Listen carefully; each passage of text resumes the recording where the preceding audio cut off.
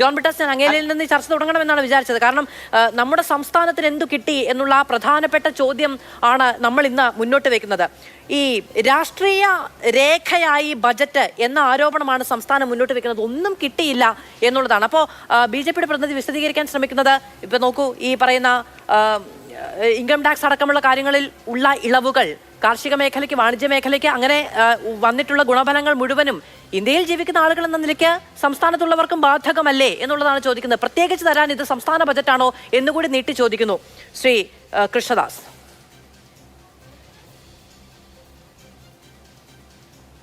എന്നോടാണോ ചോദിച്ചിരിക്കുന്നത്? ശ്രീ ബ്രിട്ടാസ് അങ്ങയോടാണ്. നിങ്ങളുടെ ഓഡിയോ എനിക്ക് ക്ലിയർ അല്ല, അതുകൊണ്ടാണ് ഞാൻ ചോദിക്കുന്നത്. Okay, thank you very much. അതായത് ഇവിടെ ഓഡിയോ അത്ര വ്യക്തമല്ല, അതുകൊണ്ടാണ് ഞാനിങ്ങനെ സ്ട്രഗിൾ ചെയ്യുന്നത്. ശ്രീ കൃഷ്ണദാസ് പറഞ്ഞതൊന്നും എനിക്ക് അധികം ശ്രദ്ധിക്കാൻ പറ്റിയില്ല. പക്ഷേ എനിക്ക് അദ്ദേഹത്തിനോടൊരു അഭ്യർത്ഥനയുണ്ട്. അതായത് ഇതൊരു ABCD ബജറ്റ്, ഒരു രാഷ്ട്രീയ രേഖയാക്കി ഒരു ബജറ്റിനെ മാറ്റുന്ന ഒരു രീതി BJP തുടങ്ങി വച്ചിരിക്കുകയാണ്. ഇപ്പോൾ ബീഹാറിനെ കുറിച്ച് 6 പരാമർശങ്ങളാണ്. ഇപ്പം മക്കാന ബോർഡിനെ കുറിച്ച് പറഞ്ഞു. അതായത് താമര വിത്തിനെ കുറിച്ച് ആരെങ്കിലും പറയുന്നതിന് നമുക്ക് ബുദ്ധിമുട്ടില്ല. പക്ഷേ അതാ പറയുന്ന ഒരു രീതിയുണ്ട്. അതുപോലെ ആന്ധ്രാപ്രദേശിൻ്റെ പോളാവരം പദ്ധതി, ഇവിടെ 5000 കോടി രൂപയാണ് ഇവിടെ പ്രഖ്യാപിച്ചിരിക്കുന്നത്. കേരളം നൽകിയിരിക്കുന്ന ശുപാർശകളിൽ ഒന്നുപോലും പരിഗണിച്ചിട്ടില്ല. അതായത് ഈ റബ്ബറിൻ്റെ ഇറക്കുമതി തീരുവ ഉൾപ്പെടെ, അതുപോലെ ഇന്ത്യക്ക് അഭിമാനമാകാൻ പോകുന്നൊരു തുറമുഖ പദ്ധതിക്കുള്ള സഹായം, വിഴിഞ്ഞം പദ്ധതിക്കുള്ള സഹായം, അതുപോലെ വയനാട് റീഹാബിലിറ്റേഷനുമായി ബന്ധപ്പെട്ടത്, ഇങ്ങനെ ഒരുപാട് പദ്ധതികളുടെ കാര്യം കേരള ഗവൺമെൻറ് കേന്ദ്ര ഗവൺമെൻറ്റിന് സമർപ്പിച്ചിരുന്നു.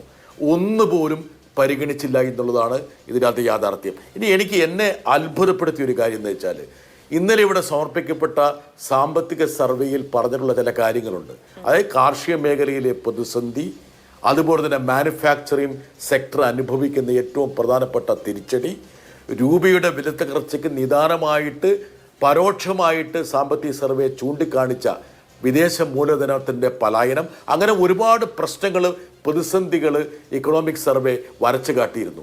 ഞാൻ ആത്മാർത്ഥമായിട്ട് വിചാരിച്ചു, അതായത് ഈ ബജറ്റിൽ അത് സംബന്ധിച്ച് എന്തെങ്കിലും ഒരു സമീപനം, ഒരു തന്ത്രം പ്രഖ്യാപിക്കുമെന്ന്.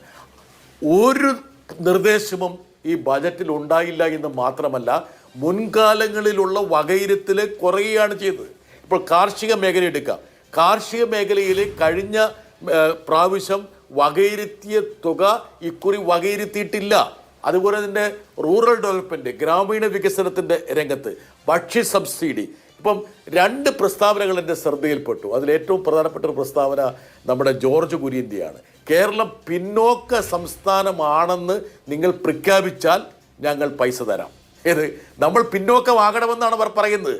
അപ്പോൾ നമ്മൾ ഇതുവരെ മുന്നോട്ട് പോയത് നമുക്ക് വലിയൊരു പാരയായിട്ട് വന്നു ഭവിച്ചു എന്നുള്ളതാണ്. എനിക്ക് ജോർജ് കുര്യനോട് പറയാനുള്ള ഒരു കാര്യം, ഈ ജോർജ് കുര്യൻ ഇത് കേൾക്കുന്നുണ്ടെങ്കിൽ, അതായത് പ്രധാനമന്ത്രിയുടെ, അദ്ദേഹം ഫിഷറീസ് മന്ത്രിയും കൂടിയാണ്, പ്രധാനമന്ത്രി മത്സ്യസമ്പാദ യോജന 2352 കോടി രൂപ നീക്കിയിരുന്നു. അതിൽ ചെലവഴിച്ച തുക എത്രയാണെന്നറിയോ? 1500 കോടി രൂപ മാത്രം. 852 കോടി രൂപ ചെലവഴിച്ചിട്ടില്ല. കഴിഞ്ഞ തവണ രാജ്യസഭയിൽ ഞാൻ ഈ കേരളത്തെ അവഗണിക്കുന്ന കാര്യം ചൂണ്ടിക്കാണിച്ചപ്പോൾ എൻ്റെ സുഹൃത്ത് സുരേഷ് ഗോപി എഴുന്നേറ്റ് നിന്ന് പറഞ്ഞൊരു കാര്യമുണ്ട്, അടുത്ത ബജറ്റ് മുതൽ കേരളത്തെ അങ്ങ് പരിഗണിക്കാൻ പോവുകയാണെന്നുള്ളത്. യഥാർത്ഥത്തിൽ ഈ സുരേഷ് ഗോപിയെ പോലുള്ള ആൾക്കാരെ അപമാനിക്കുകയല്ലേ ചെയ്തത്. ഇനിയിപ്പോൾ ഇൻകം ടാക്സിൻ്റെ കാര്യമാണ് ഇപ്പോൾ എടുത്തിട്ടിരിക്കുന്നത്. ഒരു കാര്യം നമ്മൾ ശ്രദ്ധിക്കണം, കഴിഞ്ഞൊരു 3-4 ദിവസം കൊണ്ടാണ് പെട്ടെന്ന് BJPയുടെ ഈ പദാവലികളിലേക്ക് മധ്യവർഗം എന്നുള്ള ഒരു സംശയം കടന്നു വരുന്നു. അതായത് രാഷ്ട്രപതി 7 തവണ മിഡിൽ ക്ലാസിനെ കുറിച്ച് പറഞ്ഞു, ഈ ബജറ്റ് 6 തവണ പറഞ്ഞു. എന്തിനു വേണ്ടിയാണെന്നുള്ള കാര്യം നമ്മൾ ശ്രദ്ധിക്കണം. മധ്യവർഗത്തിന് നല്ല സ്വാധീനമുള്ള ഡൽഹിയിൽ ഒരു തെരഞ്ഞെടുപ്പ് ഫെബ്രുവരി 5 നടക്കാൻ പോകുന്നു. ഇതിൻ്റെ ഭാഗമായിട്ടാണ് പൊടുന്നനെ മധ്യവർഗം എന്നുള്ള ഒരു സംജ ഇവരുടെ ബജറ്റിലേക്കും രാഷ്ട്രപതിയുടെ നയപ്രഖ്യാപനത്തിലേക്കും അതുപോലെ പ്രധാനമന്ത്രിയുടെ പ്രതിപാദനത്തിലേക്കെല്ലാം കടന്നു വന്നിരിക്കുന്നത്. പ്രധാനമന്ത്രി പൊടുന്നനെ ഈ മധ്യവർഗത്തിൻ്റെ ഒരു മേന്മയും മൂല്യവും കണ്ടെത്തിയിരിക്കുകയാണ്. ഇതുപോലുള്ള ഒരു രാഷ്ട്രീയ പ്രതിപാദനം നടത്താൻ വേണ്ടിയിട്ട് ബജറ്റ് പോലെ സാങ്ക്ടിറ്റിയുള്ള രേഖയെ ദുരുപയോഗിക്കുന്നത് ഞാൻ ആദ്യമായിട്ട് കാണുകയാണ്. ഇന്ന് BJP അധ്യക്ഷൻ്റെ ഒരു പത്രസമ്മേളനം എൻ്റെ ശ്രദ്ധയിൽപ്പെട്ടു. അദ്ദേഹം പറഞ്ഞൊരു കാര്യമുണ്ട്. കേരളത്തിൻ്റെ ദീർഘകാലത്തെ ആവശ്യമായ all India institute of medical science AIMS ഒന്നും ഒരിക്കലും ബജറ്റിൽ പ്രഖ്യാപിക്കുന്ന കാര്യമല്ല എന്നുള്ളത്. എനിക്ക് ഈ BJP നേതാക്കളോട് എനിക്ക് അഭ്യർത്ഥിക്കാനുള്ളത്, ദയവ് ചെയ്ത് അല്പമെങ്കിലും ഗ്രഹപാഠം നടത്തൂ. എത്രയോ all India institute of medical science ബജറ്റിലൂടെയാണ് പ്രഖ്യാപിച്ചത്. ഞാൻ തന്നെ സാക്ഷ്യം വഹിച്ച ഒരു 2 കാര്യം പറയാം. 2017-18 ഗുജറാത്തിലും ജാർഖണ്ഡിലും all India institute of medical science പ്രഖ്യാപിച്ചത് അരുൺ ജെയ്റ്റ്ലി ബജറ്റ് അവതരിപ്പിച്ചുകൊണ്ടാണ്. അരുൺ ജെയ്റ്റ്ലി ഫെബ്രുവരി 1, 2017. ഇനി ഒന്നും കൂടി പറയാം. അതായത് അതിനുശേഷം 2019 ഫെബ്രുവരി 1 പീയൂഷ് ഗോയൽ ഇടക്കാല ബജറ്റ് അവതരിപ്പിക്കുമ്പോഴാണ് ഹരിയാനയിലെ all India institute of medical science എത്രയോ all India institute of medical science ബജറ്റിലൂടെ പ്രഖ്യാപിക്കപ്പെട്ടു. ഇതൊക്കെ വിസ്മരിച്ചുകൊണ്ട് ഏകപക്ഷീയമായി ധാർഷ്ട്യത്തോടെ പ്രഖ്യാപനം നടത്തുകയാണ്. എന്താ കാരണം? കേരളത്തിൻ്റെ ഒരു all India institute of medical science ഒന്ന് ശ്രദ്ധിക്കുക, 22 all India institute of medical science പ്രഖ്യാപിച്ചു. ആരോഗ്യരംഗത്ത് ലോകത്തിൻ്റെ നെറുകയിൽ സ്ഥാനം പിടിച്ച കേരളത്തെ ഒന്ന് ആദരിക്കുന്നതിന് വേണ്ടിയെങ്കിലും ഒരു all India institute of medical science ഇവർ നൽകണ്ടേ? അപ്പോൾ അതുപോലും പ്രഖ്യാപിക്കാതിരുന്നപ്പോൾ അതിനൊരു കാരണമായിട്ട് ഇവർ മുന്നോട്ട് വെച്ച അബദ്ധജടിലമായിട്ടുള്ള ഒരു ന്യായീകരണം ഇവരെ തിരിഞ്ഞു കുത്തുന്നുണ്ട്. ജനങ്ങൾ അത്ര വിഡ്ഢികളാണോ? ജനങ്ങൾക്കൊന്ന് പരിശോധിച്ചാൽ പോരെ? മുൻകാല ബജറ്റുകൾ എടുത്തിട്ട് പരിശോധിച്ചാൽ പോരെ? അപ്പോൾ ഏത് രംഗമെടുത്തു കഴിഞ്ഞാലും ഇനി ഒരു കാര്യം കൂടി എനിക്ക് പറയാനുണ്ട്. അതായത് ഒരു പക്ഷേ എൻ്റെ ഈ കമ്മ്യൂണിക്കേഷൻ തകരാറിലാകുന്നതിന് മുമ്പ് ഞാനൊന്ന് പറയാം. അതായത് ലോകത്തിപ്പോൾ ഈ നിർമ്മിത ബുദ്ധി, ആർട്ടിഫിഷ്യൽ ഇൻ്റലിജൻസ് വീശിയടിക്കുകയാണ് ഒരു തരംഗം പോലെ. നമ്മൾ ഈ ബജറ്റിൽ അങ്ങനെ ഒരു സംഭവം ഉണ്ടോ? ഞാൻ ഒന്നും കൂടി സൂക്ഷ്മമായി പരിശോധിച്ചു. അതായത് പെർഫോമൻസ് ബജറ്റ് വിലയിരുത്തിയപ്പോൾ ഷോക്കിംഗ് ആണ്, ഞെട്ടിപ്പിക്കുന്നതാണ്.